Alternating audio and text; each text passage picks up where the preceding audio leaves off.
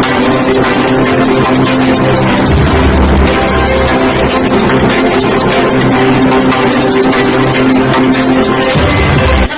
आप देख रहे हैं आरके समाचार। मैं हूं आपके साथ प्राची कुमारी। देश दुनिया की तमाम खबरें जानने के लिए मेरे साथ बने रहिए आरके समाचार पर। खबर दिखेंगी सच। नमस्कार, मैं हूं संदीप चौधरी। आज सबसे बड़ा सवाल संडे स्पेशल में मैं आपकी दरअसल शाम रंगीन करने के बजाय थोड़ा गमगीन करने वाला हूं, क्योंकि बात ही ऐसी है। आप में से बहुत से लोग अभी आईपीएल मैच देखने की तैयारी कर रहे होंगे, लेकिन मैच मूच को छोड़िए। शतकीय पारी अगर देखनी है, मजबूती अगर देखनी है, अगर साझेदारी देखनी है, तो वो आपको पेट्रोल और डीजल की देखनी चाहिए।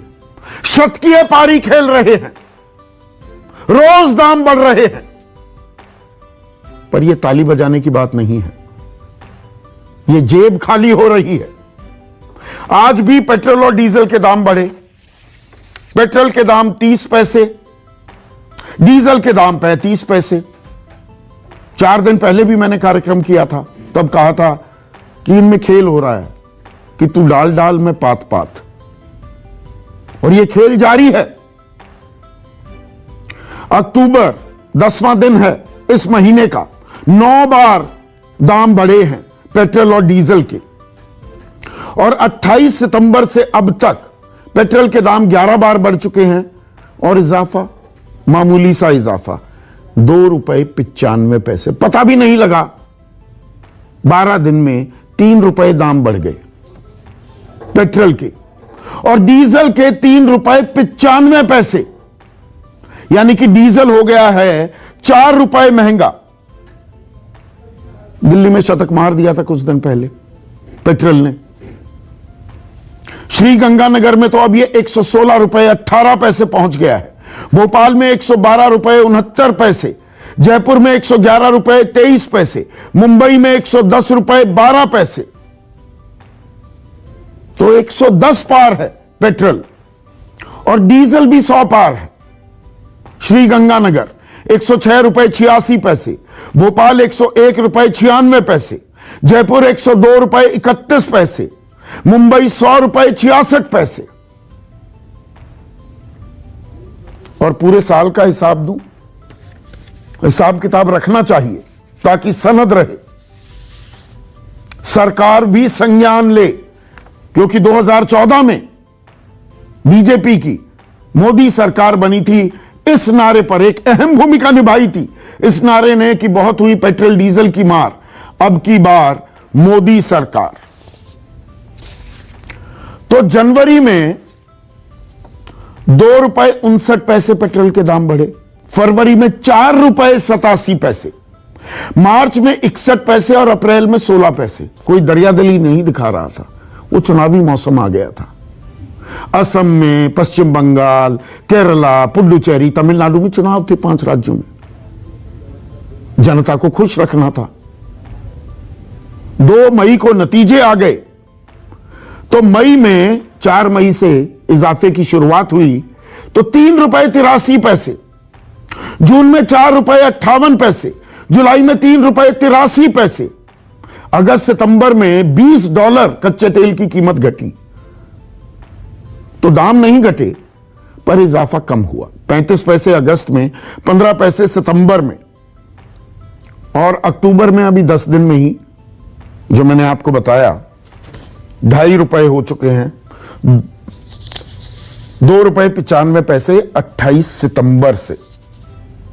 कुल मिलाकर 9 महीने 10 दिन में ₹20.97, 21 रुपए पेट्रोल महंगा हो गया है 9 महीने 10 दिन में, और डीजल ₹18.95, यानी कि 19 रुपए महंगा हो गया है 9 महीने 10 दिन में।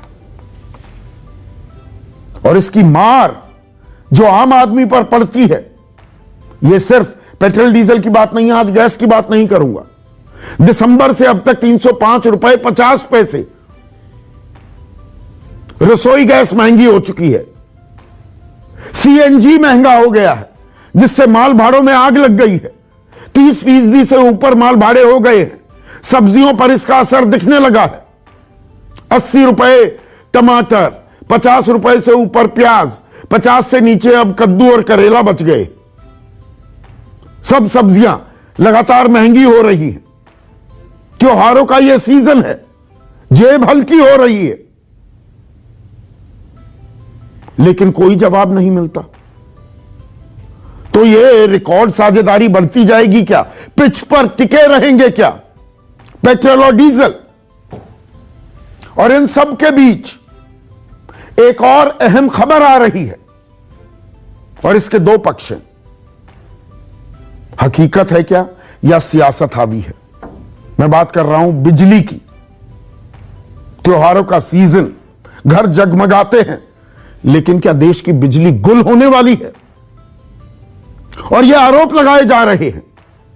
आम आदमी पार्टी ने इसकी शुरुआत की, एक चिट्ठी लिखी बाकायदा प्रधानमंत्री को, अरविंद केजरीवाल ने, दिल्ली के मुख्यमंत्री ने, कि जी 2 दिन का स्टॉक बचा है, बिजली गुल हो जाएगी। और मुख्यमंत्रियों ने भी ऐसी बात कही है। कांग्रेस ने इसको मुद्दा बनाया। आज सुबह ऊर्जा मंत्री आर.के. सिंह ने टाटा पावर और बाकी डिस्कॉम और बड़े अधिकारियों के साथ बैठक की। उन्हें लताड़ लगाई, गेल को भी, कि ये क्या वाहियात एसएमएस भेज रहे हो लोगों को कि बिजली कट सकती है। उन्होंने कहा ऐसा कोई संकट नहीं, राजनीति हो रही है, वैचारिक शून्यता आ गई है। कांग्रेस में कोई मुद्दा नहीं मिलता, कुछ भी अनाप शनाप बोलते हैं, यह ऊर्जा मंत्री कह रहे हैं। लेकिन पलटवार किया मनीष सिसोदिया ने। वो कह रहे हैं कि दिल्ली के मुख्यमंत्रियों और कई मुख्यमंत्रियों ने केंद्र को आगाह किया है बिजली की कमी को लेकर। ऊर्जा मंत्री का बयान गैर जिम्मेदाराना है। ये तो वही बात कर रहे हैं जो कोरोना में जो दूसरी लहर आई, ऑक्सीजन की कमी हुई, सरकार ने कहा कहां ऑक्सीजन की कमी, कि जैसे ऑक्सीजन की कमी नहीं मान रही थी, वैसे ही बिजली की कमी नहीं मान रही है सरकार। 135 ऐसे पावर प्लांट्स हैं जो कोयले पर चलते हैं, उनमें से 134 के पास खुद सरकार मान रही है कि 4 दिन का कोयला बचा है। और कोयले की कमी की भी कई वजह हैं। इस बार जो मानसून हुई, मानसून ने बेड़ा गर्क किया। जहां से कोयला खदानों से निकाला जाता है, वहां पर भारी पानी का भराव हो गया था। अंतर्राष्ट्रीय बाजार में भी कोयले की कमी महसूस की जा रही है। पर यह संकट है क्या या सियासत हावी है? इसका साफ जवाब नहीं मिल पा रहा है, लेकिन इसकी वानगी देखने को मिल रही है। आप दिल्ली में बैठे हैं, मैं नोएडा में बैठा हूं, यहां भी बिजली कटनी शुरू नहीं हुई, लेकिन बुंदेलखंड जो कि उत्तर प्रदेश का इलाका है, पिछड़ा इलाका है, ग्रामीण इलाका है, वहां पर बिजली की उपलब्धता लगातार उसमें कमी महसूस की जा रही है। गांवों में 18 के बजाय 11 घंटे अब बिजली आ रही है।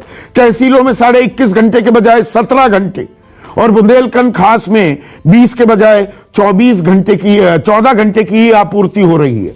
पंजाब में भी यह कमी महसूस की जा रही है।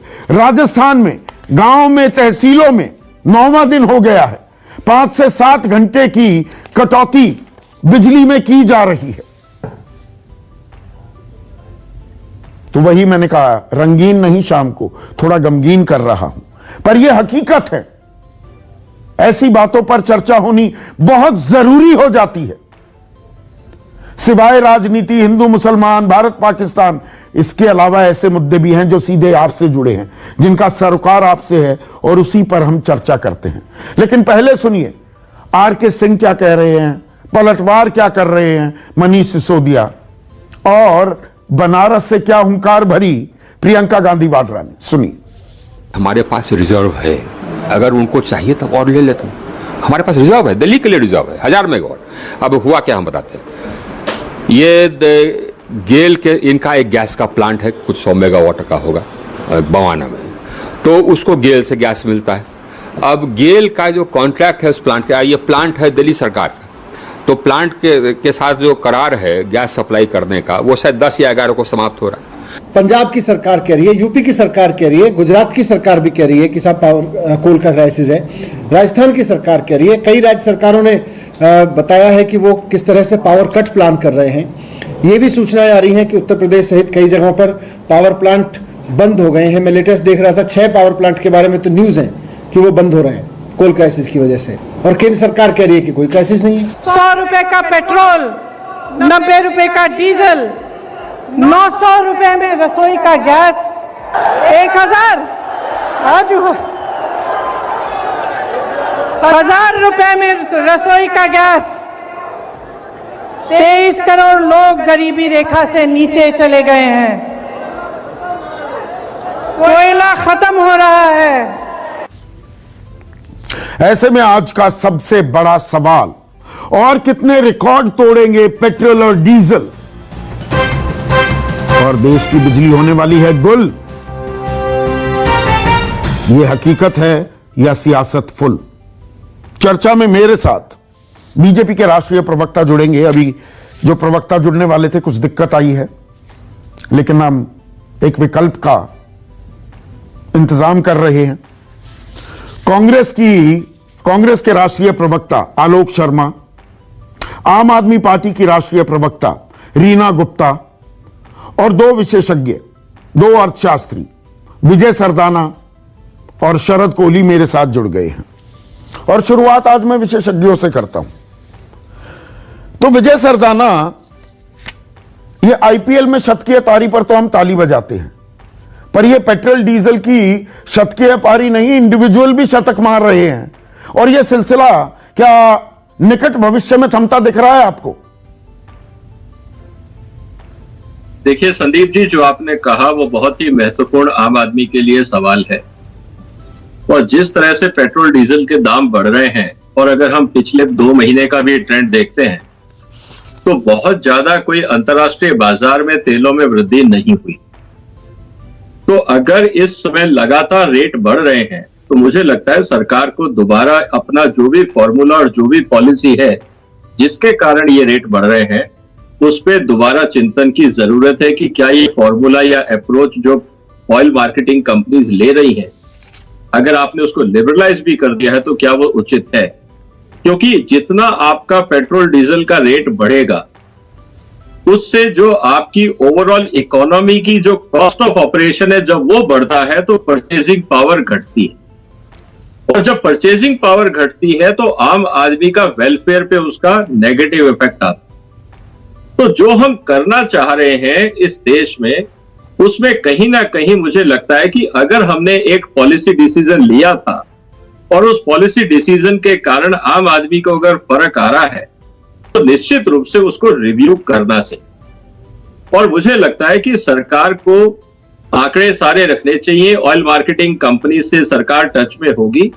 यह भी सोचना चाहिए कि कहां पे एक लिमिट हो, उसके आगे सरकार इंटरवेंशन करे कि इसके आगे अगर पेट्रोल के दाम बढ़ते हैं, आम आदमी की परचेजिंग पावर अगर कम होती है, जैसे हम इंटरेस्ट रेट की बात करते हैं कि एक लेवल के बाद इंटरेस्ट रेट काउंटर प्रोडक्टिव होता है, इसी तरह से अगर फ्यूल प्राइस एक लेवल तक जाते हैं और उसके बाद और बढ़ते हैं तो वो काउंटर प्रोडक्टिव होता है। और ये बात हमें समझनी होगी, और इस पे एक दोबारा पॉलिसी मंथन की जरूरत है। और मेरा निवेदन है सरकार से इस पे इमीडिएट नहीं, जो फॉर्मूला है ना, फॉर्मूला क्या है? देखिए, बाजार के हवाले है, ये मान लेते हैं हम तर्क। हालांकि मैंने इसलिए आंकड़े बताए। नहीं, एक सेकंड सुनिए ना विजय भाई। देखिए, इसलिए मैंने मार्च अप्रैल में बताया 61 पैसे 16 पैसे बढ़े। बाजार के हवाले तब भी था, पर 5 राज्यों में चुनाव आ जाते हैं तो बाजार कहीं गायब हो जाता है। पर दरअसल यहां पर क्या है कि 100 रुपए अगर आप फर्ज कीजिए कीमत मान लें, दाम मान लें पेट्रोल के, उसमें से 32 रुपए 90 पैसे तो एक्साइज ड्यूटी है। और इस एक्साइज ड्यूटी में भी पहले तो जब 3 रुपए 3.5 रुपए एक्साइज ड्यूटी थी 7 साल पहले पेट्रोल पर, तो उसमें से 1.25 रुपया राज्यों के पास जाता था, बाकी केंद्र के पास रहता था। अब तो लगभग 32 रुपए केंद्र के पास जा रहे हैं और 85-90 पैसे राज्यों के पास जा रहे हैं। तो यह एक्साइज ड्यूटी पिछले साल भी बढ़ाई, 13 बार एक्साइज ड्यूटी बढ़ चुकी है। 10 रुपए एक मुश्त बढ़ा दिए गए थे पिछले साल।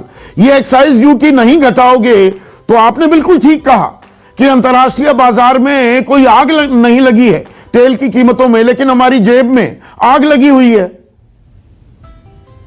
नहीं, मैं वही आपसे कह रहा हूं कि अगर आप आंकड़ा देखें तो अगर मैं पिछले जुलाई अगस्त का भी आंकड़ा देखता हूं तो उसमें भी गिरावट आई है। अगर मैं पूरा एवरेज लेता हूं अगस्त का तो एवरेज है अगस्त का वो जून के बराबर है। जुलाई में ऊपर गया था, फिर जून अगस्त में नीचे आया। तो मेरा ये कहने का मतलब है कि आप, मानता हूं मैं कि आपको तेल आयात करना है, डॉलर का डिवैल्यूएशन होता है, आपका आयात महंगा होता है, मैं मान रहा हूं इस बात। सरकार कितना बोझ उठाएगी ये भी मैं मानने को तैयार हूं, लेकिन एक बात ये भी हमें समझनी पड़ेगी कि जब एक लिमिट से ज्यादा अगर फ्यूल क्राइसिस आता है या प्राइस दाम बढ़ते हैं तो वो एक काउंटर प्रोडक्टिव होता है, आपकी कॉस्ट ऑफ प्रोडक्शन बढ़ती है, आपका ट्रांसपोर्ट महंगा होता है, लोगों की परचेजिंग पावर कम होती है। माल भाड़े बढ़ गए हैं, आप मुझसे बेहतर जानते हैं इन आंकड़ों को। इसीलिए मैं कह रहा हूं तो इससे कंजम्पशन घटेगी, जब कंजम्पशन घटेगी तो आपका जीएसटी घटेगा, कैपेसिटी यूटिलाइजेशन कम होगा। ये एक इंटर रिलेटेड फिनोमिना है। तो मुझे लगता है सरकार को कहीं ना कहीं इस पे एक दोबारा मंथन की जरूरत है कि किस तरह से ये जो बढ़ता हुआ तेल का दाम है ये इकोनॉमी पे काउंटर इफेक्ट ना करे, इसको इमीडिएटली। यानी कि आप ये कह रहे हैं कि बर्दाश्त की भी एक हद होती है। आम आदमी भी अब ये कह रहा है, जो वाजपेयी साहब कहा करते थे दूसरे संदर्भ में, कि पानी अब सर से ऊपर चला गया है। बिल्कुल, देखिए हर जगह आम आदमी तो रिएक्ट करेगा ना।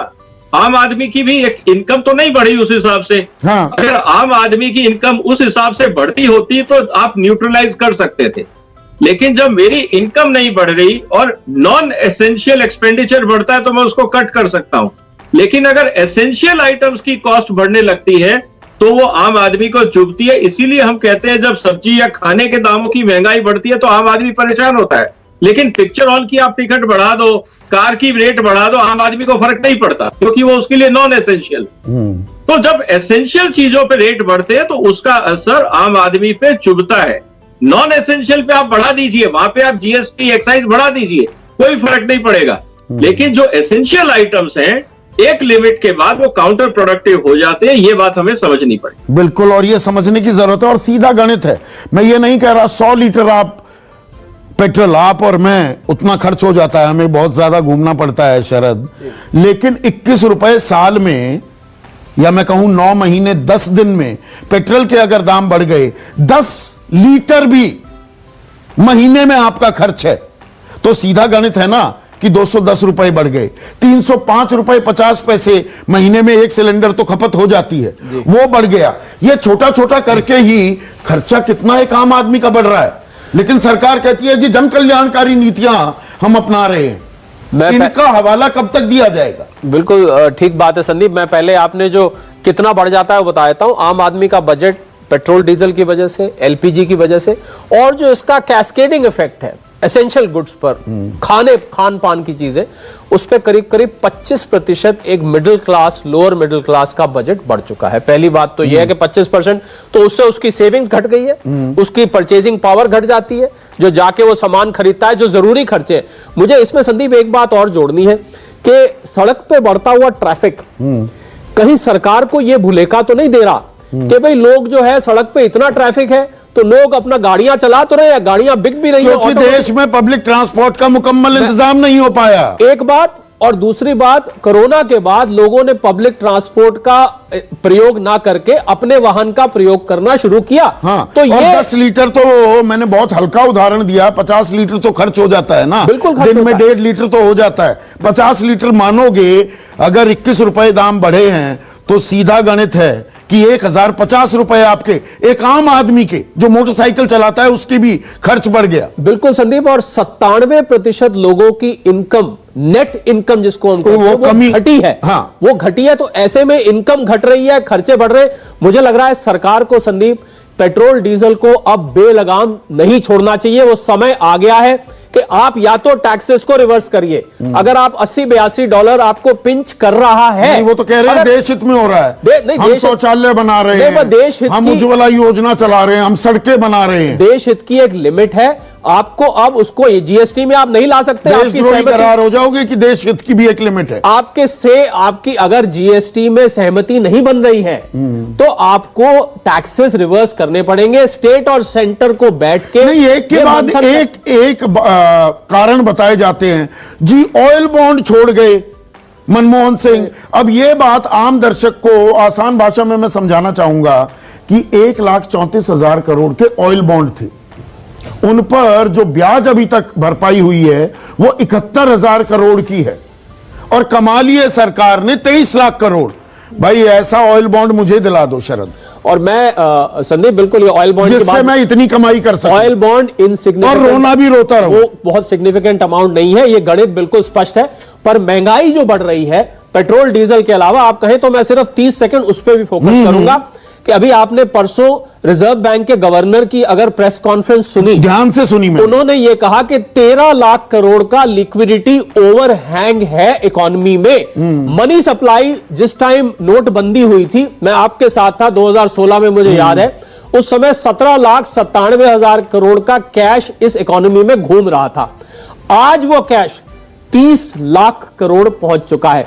ये जो आपको कैश और लिक्विडिटी की ओवर सप्लाई हो गई है, कम सामान को ज्यादा पैसा चेस कर रहा है, और पैसा उनकी जेब में नहीं है जो कि निम्न वर्ग है, गरीब है, लोअर मिडिल क्लास है।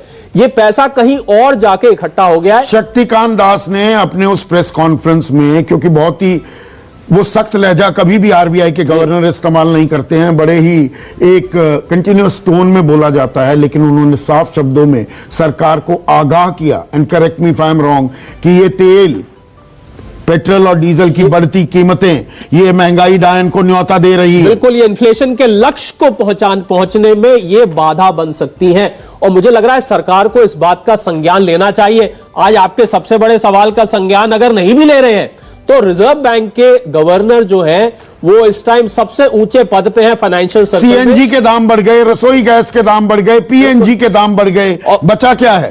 अगर आप मेरे ऊपर छोड़े संदीप, मेरे ऊपर छोड़े, मैं तुरंत सरकार की एक कमेटी का गठन करूं, बल्कि एक मंत्रालय का गठन करूं, और मैं एक आदमी के बजट के, एक आम नागरिक के घर के बजट का विश्लेषण करूं, उसमें देखूं कि कितना पैसा उसका खर्च हो रहा है, क्या वो आगे अपने बच्चों को पढ़ाने में, क्या वो आगे अपने खर्चे करने में समर्थ रहेगा, कितनी उसकी सेविंग्स हो रही है। बहुत डिटेल में संदीप एक आकलन करने का समय आज, त्योहारों का मौसम भारी पड़ने वाला है, आम बिल्कुल आदमी भारी पर पड़ने वाला है। दिवाली, बिजली तो चली जाएगी, जेब भी ना चली जाए कहीं साथ में, ये खतरा खड़ा हो गया है। मुझे लग रहा है तुरंत इसका संज्ञान लेके सरकार को इस पे कदम उठाने चाहिए। अब वो समय आ चुका है, अब वो समय आ चुका है। लेकिन यह राजनीतिक आम सहमति क्यों नहीं बन पाती आलोक शर्मा? जीएसटी काउंसिल सबसे माकूल जगह नहीं है क्या कि जीएसटी में ले आओ तो 100 रुपए का पेट्रोल सीधा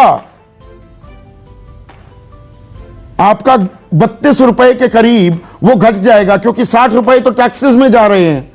60 रुपए की जगह 28 रुपए जाएंगे तो 32 रुपए बच गए। तो सीधा गणित है ना कि 68 रुपए का आपको पेट्रोल मिलना लगेगा। संदीप भाई, मैं सबसे पहले तो जीएसटी की ही बात कर लूं। जीएसटी काउंसिल में जो भी फैसला होता है वो सिंपल मेजोरिटी से होता है, और राज्यों की वहां पर जो फाइनेंस मिनिस्टर्स हैं वो मेंबर्स रहते हैं, और बीजेपी के शासित राज्य ज्यादा हैं, तो किसी भी दूसरे से बहुत ज्यादा विचार विमर्श करने की आवश्यकता नहीं है, पहली चीज।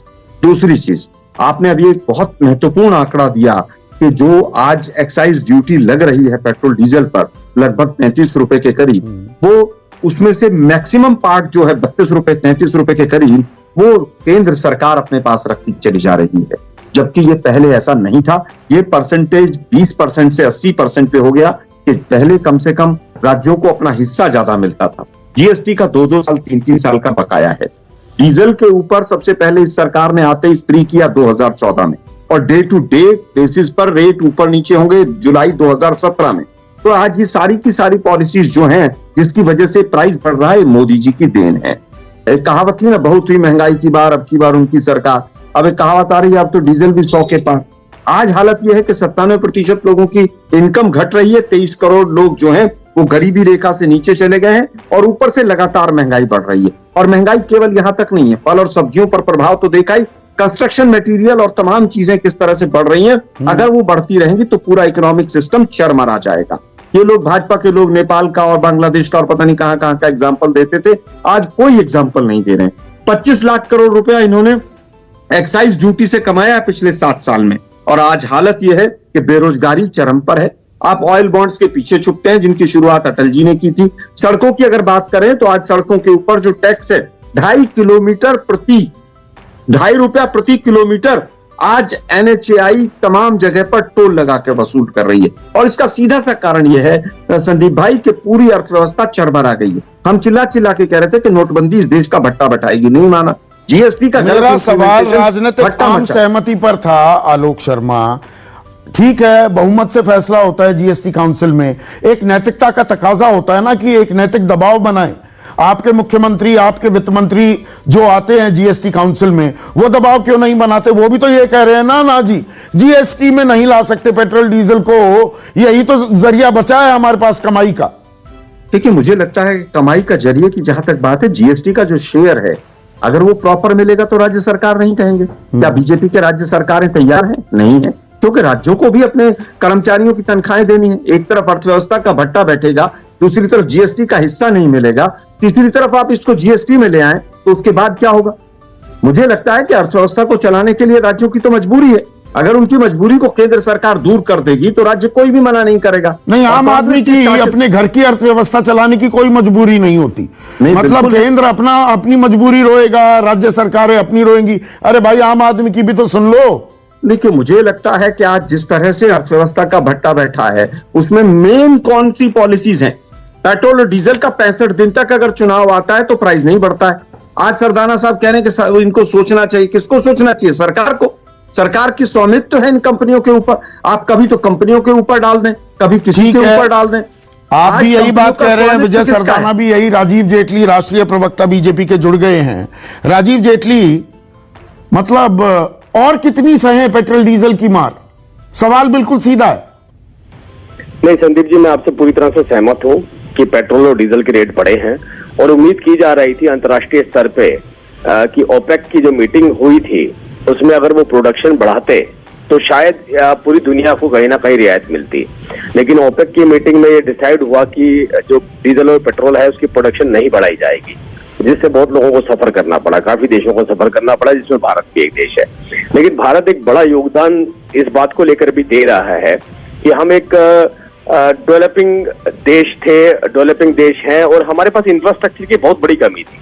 और भारी मात्रा में जो हमने इंफ्रास्ट्रक्चर तैयार किया है, संदीप जी आप तो उत्तर प्रदेश, वेस्टर्न यूपी में बहुत फ्रीक्वेंटली जाते हैं। हमें पता है कि हम यहाँ से लेकर के मेरठ तक जाने में एक प्रोजेक्ट होता था, 3.5-4 घंटे तक भी आप मेरठ जाने में लगते थे, जो सफर आज आपका लगभग 35 मिनट से लेकर 1 घंटे के अंदर कंप्लीट हो जाता है। ये केवल मेरठ की बात नहीं है, ये पूरे देश की बात है। नहीं, एक बात समझाइए, जब ये आप जन कल्याणकारी नीतियों पर आ जाते हैं। 1 मिनट देखिए आलोक, बीच में नहीं बोलते भाई मेरे शो में। मैं हूं ये काम करने के लिए। आप ही का सवाल अभी पूछूंगा। आप कहते हैं जन कल्याणकारी नीतियां जी चला रहे हैं। एक चीज बताओ राजीव जेटली, ये सड़क बनाने का जो हमेशा तर्क दिया जाता है, कोई गाड़ी खरीदते हैं उसमें वन टाइम रोड टैक्स होता है ना। 15-20 लाख की गाड़ी ली, 3 लाख रुपए का तो रोड टैक्स एक बार ले लिया आपने। उसके बाद जो आलोक शर्मा कह रहे थे टोल टैक्स, वो क्या और कोई आकर भरता है? 2 रुपए 35 पैसे प्रति किलोमीटर में टोल टैक्स भरूं। उसके बाद आपका तुर्रा ये कि पेट्रोल डीजल इसलिए बढ़ा रहे हैं कि सड़क बना रहे हैं। अरे भाई, सड़क के नाम पर कितनी जगह जेब काटोगे? मैं एक बात बताना चाहता हूँ, कोई भी मकान जब खरीदा जाता है, अगर आपके पास पैसा नहीं होता तो आप उस मकान को नहीं खरीद पाते हैं। आपके पास 2 ही ऑप्शन होते हैं, या तो आप किसी बैंक से बोरो करते हैं या आपके पास अपनी कैपिटल इन्वेस्टमेंट होती है उसमें करने के लिए। अगर दोनों ही चीजें नहीं है तो आप मकान नहीं खरीद सकते, और आप किसी मकान मालिक से ये नहीं कह सकते कि मैं इसका किराया दूंगा और उसके बाद ये मकान मेरा हो जाएगा। ऐसा नहीं होता है। आपको पहले अपना पैसा लगाना पड़ता है। 50 रुपए का टोल टैक्स या 100 रुपए का टोल टैक्स जब से वो शुरू होता है उससे पहले वो सड़क का निर्माण हो चुका होता है, तो उसके लिए हमें फंड चाहिए होते हैं। आलोक शर्मा बीच में नहीं बोलेंगे आप, वरना मैं स्क्रीन से हटा दूंगा। बोलिए राजीव जेटली। और दूसरी तरफ मैं केवल ये सड़क का एक मैंने एग्जांपल दिया, केवल सड़क नहीं है, इसके साथ जुड़ी हुई बिजली है, बहुत बड़ा हमारे देश के अंदर बिजली के ऊपर तो हम 70 साल तक चुनाव लड़ते हुए आए हैं कि बिजली आएगी, बिजली जाएगी, अगली बार आएंगे नहीं तो नहीं बिजली नहीं नहीं नहीं, मुझे एक चीज बताइए, कितनी जगह आप कि जी हम सड़क बना रहे हैं या जन कल्याणकारी नीतियां कर रहे हैं उस नाम पर, तो फिर 200 रुपए कर दीजिए ना सीधा पेट्रोल, बात ही एक बार खत्म करो। देखिए, एक पेट्रोल और डीजल के ऊपर अगर डिबेट होगी तो इसका नहीं, पेट्रोल डीजल पर क्यों 305 रुपए 50 पैसे बढ़ गए, गैस की कीमत, सीएनजी बढ़ गई, पीएनजी बढ़ गई, बचा क्या है आप मुझे ये बताइए ना। मैं आपसे यही बात बता रहा हूं कि अगर हम डिबेट करेंगे, देखिए हम ग्रो कर रहे हैं, अभी थोड़ी देर पहले मैं सुन रहा था आपके चैनल के ऊपर, और आप तो सिर्फ एग्रीकल्चर के नहीं, इकोनॉमी के आप एक्सपर्ट हैं, आप जानते हैं इस बात को। लगभग हमारी मैन्युफैक्चरिंग रेट में जो बढ़ोतरी हुई है, लगभग 51% की बढ़ोतरी हुई है। अब देश आगे तरक्की की तरफ आगे बढ़ना शुरू हो गया है, वो एक अलग सब्जेक्ट है, मैं उसमें नहीं जा रहा फिलहाल। लेकिन मैं ये जरूर कहना चाहता हूँ कि हम इंफ्रास्ट्रक्चर में बहुत पीछे थे, बहुत पीछे का मतलब अगर हम अपने तो आम आदमी की कितनी जेब कटेगी? देखिए, आम आदमी की जेब में ही जा रहा है, आम आदमी की जेब में ही आम आदमी का पैसा जा रहा है। हाँ, अगर ये पैसा किसी आदमी की जेब में जा रहा होता, किसी नेता की जेब में जा रहा होता और उसका पैसा दूसरे देशों के अंदर कहीं ना कहीं इन्वेस्ट हो रहा होता, तब तो ये हम कह सकते हैं कि डिबेटेबल सब्जेक्ट था। लेकिन ये पैसा आम आदमी के लिए ही खर्च हो रहा है, आम आदमी की नहीं, जरूरतों आप के तो लिए कहा खर्च हो रहा करते थे 2014 से पहले बहुत हुई पेट्रोल डीजल की मार, अब की बार मोदी सरकार, तब तो 74 रुपए पेट्रोल के दाम थे, आज 116 रुपए आ गए हैं हनुमानगढ़ में।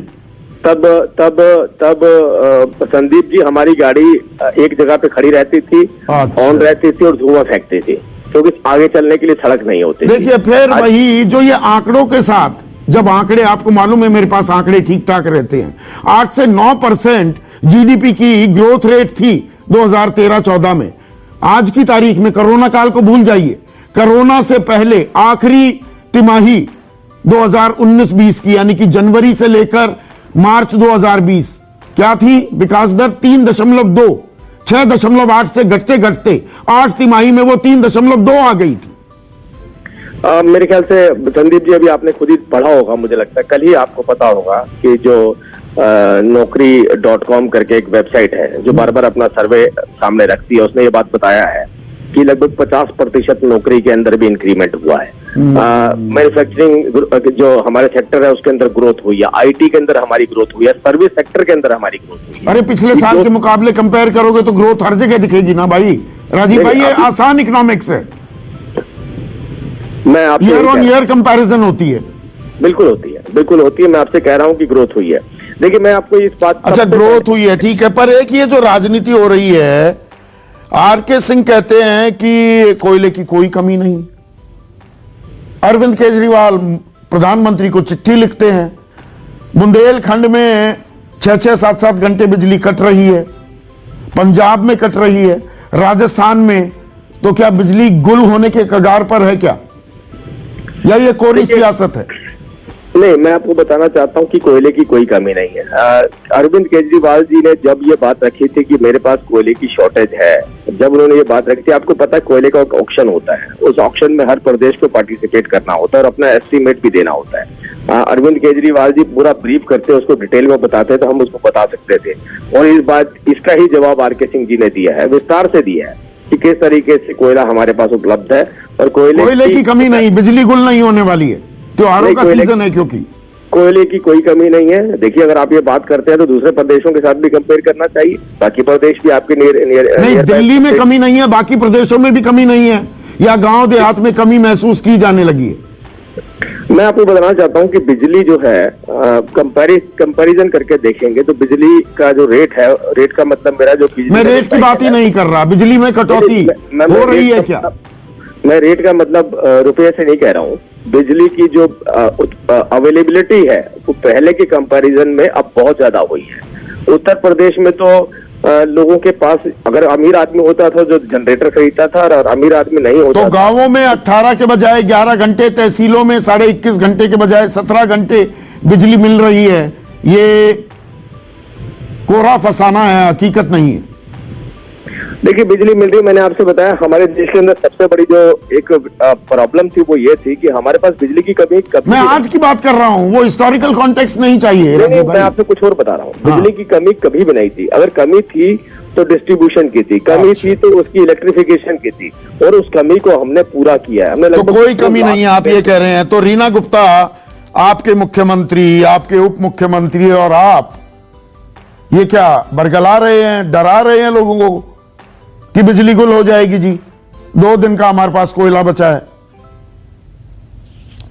संदीप जी, ये सिर्फ दिल्ली ने नहीं कहा है कि बिजली की कोयले की कमी है। आप देखिए, आंध्र प्रदेश, केरल, गुजरात, उत्तर प्रदेश, मध्य प्रदेश, यहां तक मध्य प्रदेश तक के जो ऊर्जा मंत्री हैं उन्होंने ऑन रिकॉर्ड बोला है कि कोयले की कमी है।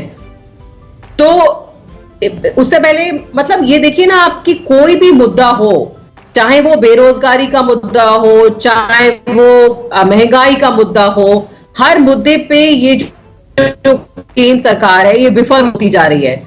हमारे देश में जितनी हमें बिजली चाहिए उसकी 3.5 गुनी इंस्टॉल्ड कैपेसिटी है, लेकिन आज की तारीख में चाहे आप कोयले के कारखाने देख लीजिए, कोयले से जो बिजली के कारखाने हैं, चाहे आप जो हाइड्रो इलेक्ट्रिक पावर प्लांट्स है वो देख लीजिए, सब बिलो कैपेसिटी काम कर रहे हैं। तो अगर जो इंस्टॉल्ड कैपेसिटी है उसको ही आप सही से इस्तेमाल नहीं करेंगे तो बिजली की कमी तो होने ही जाएगी। दूसरी बात, जहां तक कि महंगाई का जो आप पहले डिस्कशन कर रहे थे, तो एक तो नियत होती है और एक नीति होती है। इस सरकार की नियत ही नहीं है कि वो महंगाई के मुद्दे पे काम करे। चुनाव से पहले इन्होंने बड़े बड़े वादे किए थे, लेकिन हकीकत यह है कि इस समय जो पेट्रोल की कीमत है, डीजल की कीमत है, गैस सिलेंडर की कीमत है, वो सब इतनी हिस्टोरिकली हाई चली गई है कि कभी देश के इतिहास में हुआ ही नहीं। और जहां तक कि नियत की बात, आप देखिए संदीप जी, चाहे देश का युवा हो, चाहे किसान हो, सबकी हालत बुरी है। तो मुझे समझ में नहीं आ रहा कि विकास किसका हो रहा है। जो ये बार बार ये जो बेचने की कोशिश की जाती है, ये नैरेटिव कि जो आप टैक्स दे रहे हैं उसमें देश का विकास हो रहा है, किसका विकास हो रहा है मुझे बताइए। युवा बेरोजगार है, 30 लाख जो वो कह रहे हैं, नौकरी.com का आंकड़ा बता रहे हैं राजीव जेटली कि नई नौकरियां आप मिलने लगी हैं। आप सीएमआई का डेटा देखिए, 30 लाख सैंक्शन पोजीशंस, नई पोजीशन की तो मैं बात ही नहीं कर रही, 30 लाख सैंक्शन पोजीशंस हैं जो भरी नहीं गई हैं। तो ये मतलब कुछ काम तो सरकार कर ही नहीं रही है। दुरुस्त कर दूं, सीएमआई से भी अच्छा आंकड़ा आपको दे देता हूं। केंद्र सरकार ने खुद सदन के पटल पर माना है कि 8,72,00,000 केंद्र सरकार में नौकरियां रिक्त हैं, पद खाली हैं, और कुल मिलाकर केंद्र और राज्यों का लगा लें तो 60,65,000 पद खाली हैं।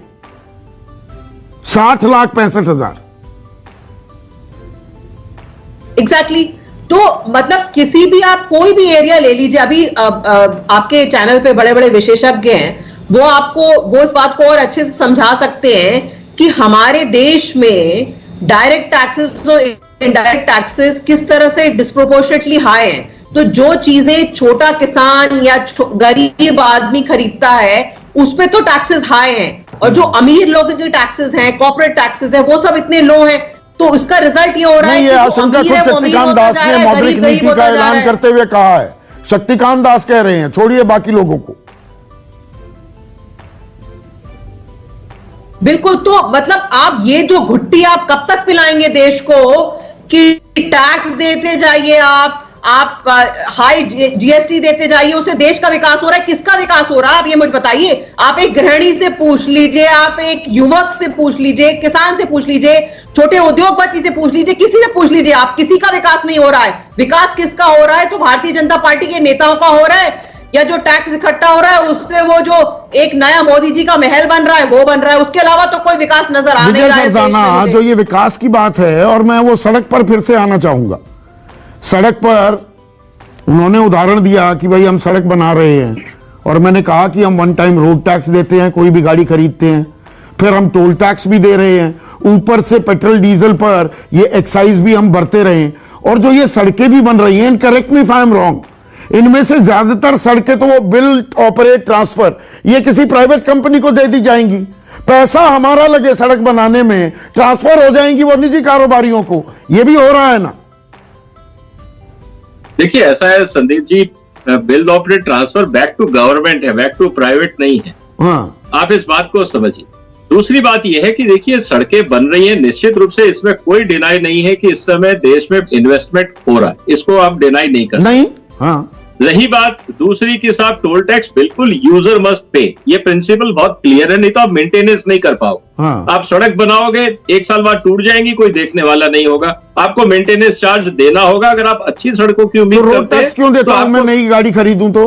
देखिए रोड टैक्स आप देते हैं, आप उसको ये समझ सकते हैं कि वन टाइम कैपिटल है, बाकी मेंटेनेंस का पैसा कहां से निकलेगा? अच्छा, और फिर आप भी घर आज खरीदते पेट्रोल पर हैं, भी आज आप टैक्स घर लगा देंगे। खरीदते हैं, आज आप सोसाइटी में घर खरीदते हैं तो पैसा भी देते हैं, फिर उसका हर महीने मेंटेनेंस भी देते हैं। तो कहने का मतलब देखिए, हम लोग आज तक क्या था कि हम लोगों को आदत नहीं थी मेंटेनेंस कॉस्ट देने की सोसाइटी में, हम कहते थे सरकार का नहीं काम। नहीं, ये तो थोड़ी और मेरे को यही कारण था। ये अर्थ नीति समझाइए कि नहीं जी। फैसिलिटीज मिलेंगी, सुविधाएं मिलेंगी तो पैसे भी देने होंगे। बिल्कुल सही तर्क बिल्कुल। है आपका विजय सरदाना। फिर ये सरकार और सरकारें, विपक्षी भी जहां पर राज्य सरकारों में हैं, जी हमने 80 करोड़ लोगों को मुफ्त अनाज दे दिया, उज्ज्वला में मुफ्त ये दे दिया। फिर एक तरफ तो हमसे पैसे ले रहे हैं, एक तरफ से जन कल्याण के नाम पर गरीबों के मसीहा बनने की भी राजनीति होती है। ये अर्थ नीति समझाइए मुझे थोड़ा। देखिए ये पॉलिटिकल इकोनॉमी को आप मेरे से ज्यादा अच्छा समझते हैं, आप पत्रकार हैं, आप अज्ञानता की प्रदर्शन ना करें। हाँ। मैं सिर्फ ये आपसे कहना चाहूंगा, नहीं तो देखिए, फिर वो संदीप वन जी, साइडेड आपको- नैरेटिव हो गया ना, एक ही तरफ नहीं, हो देखिए गया। दो चीजें हैं, दो चीजें हैं। एक सेकंड देखिए, सर, एक मैंने थोड़ा वक्त की कमी है आलोक शर्मा। फिर मतलब आम आदमी से कह दो जी आपका भला कर रहे हैं तो पैसे दे दो, दे देंगे जी। साथ में जी वोट चाहिए तो आपको ये मुफ्त दे रहे हैं। ये दोनों चीज कदम ताल करती है, ये अपने आप में विरोधाभास नहीं है क्या? देखिए संदीप भाई, सरकार का काम है कि गरीब आदमी भी उस हाईवे पर चल सके। अगर पैसे देकर ही चलना है तो फिर तो अमीर आदमी चलेगा ना। सबसे बड़ा तर्क तो सोशल वेलफेयर स्टेट का जो हमारे डायरेक्टिव प्रिंसिपल्स हैं उसका उल्लंघन है। दूसरी चीज मैं 2 आंकड़े देना चाहूंगा। एक छोटा सा एग्जांपल दे रहा हूं, दिल्ली से हरिद्वार में बैठा हूं इस समय। 1 टोल होता था 2014 में, आज 4 टोल हैं। कंस्ट्रक्शन कॉस्ट NHAI की वेबसाइट पे आप टेंडर्स में चले जाइए, 2013 के टेंडर और 2020 के टेंडर, 3 गुना कंस्ट्रक्शन कॉस्ट बढ़ गई। 1100 करोड़ से लेकर पर किलोमीटर लगभग 3300 पे 3 गुना कंस्ट्रक्शन कॉस्ट बढ़ गई। कैसे बढ़ गई, क्यों बढ़ गई, कौन भ्रष्टाचार कर रहा है उसके अंदर? आप केवल और केवल जनता को बरगला रहे हैं। CMI के आंकड़े हैं कि अगस्त में 50 लाख लोगों की बेरोजगारी हो गई है, जो लोग रोजगार पर थे। नया रोजगार तो छोड़ दीजिए, विकास है तो वो विकास कहां है?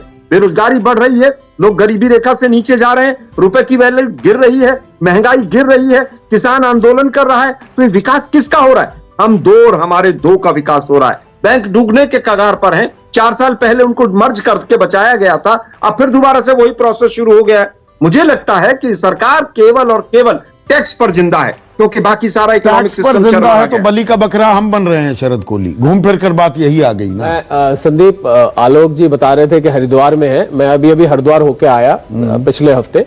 8 घंटे जिस हरिद्वार पहुंचने में लगते थे, मेरे को 3.5 घंटे लगे। तो सड़कें बनी है, इस बात से आलोक जी भी तसल्ली से गए होंगे। परंतु जो असली बात यह है कि ये जो गिव एंड टेक है, जिसको हम निरंतर डिस्कस करते रहते हैं, मुझे याद है आपके शो में मैं पिछली बार आया था पिछले हफ्ते, तब भी यही बात हुई थी।